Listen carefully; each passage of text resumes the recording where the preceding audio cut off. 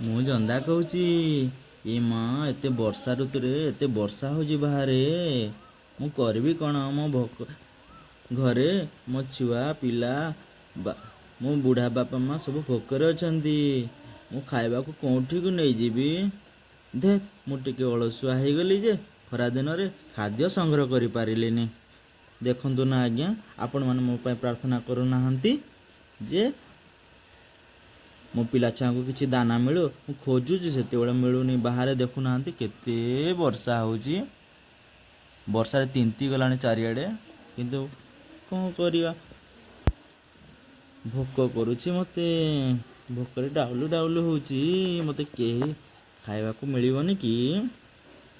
କ'ଣ କରିବି କ'ଣ କରିବି କ'ଣ କରିବି? ମୁଁ ଫୋନ୍ କରିଥିଲି ମୋ ମା ଘରକୁ କିଛି ଖାଇବାକୁ ପଠାଇବା ପାଇଁ। ମା କହିଲେ ସେପଟେ ବି ବର୍ଷା ହେଉଛି, ଖାଇବା ନାହିଁ। ଖାଇବା ଅଛି ଯେ ବସ୍ରେ ପଠାଇଲେ ସେ ଓଦା ହେଇଯିବ। ଆମ ବସ୍ ତ ଚାଲୁନି, ଆମ ତ ବନ୍ଧ ଭାଙ୍ଗି ଯାଇଛି। ବାପା ଆସିଥାନ୍ତେ ଆର ସପ୍ତାହରେ କିଛି ଚାଉଳ ଚୂଡ଼ା ନେବା ପାଇଁ। ପ୍ରତିବର୍ଷ ଆମ ଏଠି ବର୍ଷା ହୁଏ। ବର୍ଷା ହେଲେ ଆମ ଘର ଦ୍ୱାର ସବୁ ଭାସିଯାଏ।